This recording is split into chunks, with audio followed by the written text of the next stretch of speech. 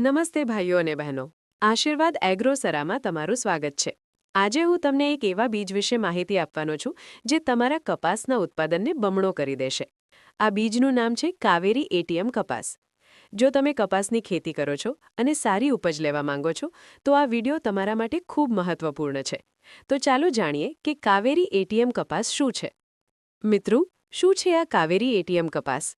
Kaveri ATM એ એક આધુનિક કપાસનું બીજ છે જે પ્રખ્યાત કાવેરી સીડ્સ કંપનીએ બનાવ્યો છે. આ બીજમાં ખાસ BG2 તકનીક એટલે કે ટેકનોલોજી છે. હવે સવાલ એ થાય કે BG2 એટલે શું? BG2 એક એવી આનુવંશિક તકનીક છે જે બીજને કુદરતી રક્ષણ આપે છે. આ તકનીક તમારા કપાસને હાનિકારક કીટો અને ઈયળોથી બચાવે છે. આ બીજનું વૈજ્ઞાનિક નામ છે KCH 311 BG2. આ બીજ ગુજરાત, મહારાષ્ટ્ર, આંધ્રપ્રદેશ અને મધ્યપ્રદેશ જેવા અનેક રાજ્યોમાં સફળતાપૂર્વક વાવવામાં આવે છે. તમે ગમે ત્યાં હો, આ બીજ તમારા વિસ્તારમાં ઉત્તમ પરિણામ આપશે. હવે જોઈએ કાવેરી એટીએમ કપાસના મુખ્ય લક્ષણો. પ્રથમ છે ક્રોપ ડ્યુરેશન. આ બીજ 150થી 170 દિવસમાં તૈયાર થાય છે, એટલે કે આ મધ્યમ સમયગાળાનો પાક છે. બીજું બોલ સાઇઝ, એટલે કે તેના ઝીંડવાનું કદ. આનું ઝીંડવું 6 થી 6.5 ગ્રામનું હોય છે, જે ઘણું મોટું ગણાય. મોટું ઝીંડવું એટલે વધુ વજન અને વધુ કપાસ. ત્રીજું છે રોગ પ્રતિકારક શક્તિ. આ બીજમાં બોલવોર્મ અને અન્ય કીટકો સામે લડવાની કુદરતી ક્ષમતા છે, જેને કારણે તમે 85% જેટલો કીટનાશક દવાનો ખર્ચ બચાવી શકો છો. ચોથું છે વાવણીનો સમય. મે થી જૂન મહિનામાં આ બીજ વાવવાથી તમે ચોક્કસ સફળ થશો. પાંચમું બીજ દર. પ્રતિ એકર 600 થી 1200 ગ્રામ બીજ લાગે છે, એટલે એક પેકેટ જે 475 ગ્રામનું આવે છે તે તમે એક વીંઘા માટે વાપરી શકો છો. છઠ્ઠું છે પિયતની જરૂરિયાત. આ અર્વપિયતવાળી ફસલ છે, એટલે તમારે બહુ ભારે પાણી આપવાની જરૂર નહીં પડે.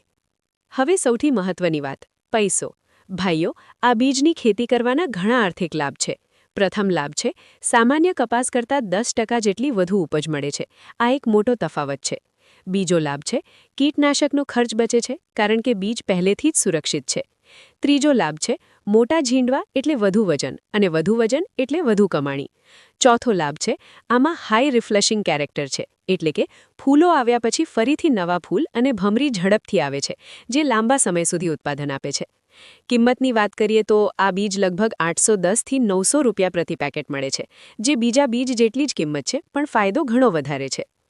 ચાલો જાણીએ આ બીજ વાવવાની સાચી રીત.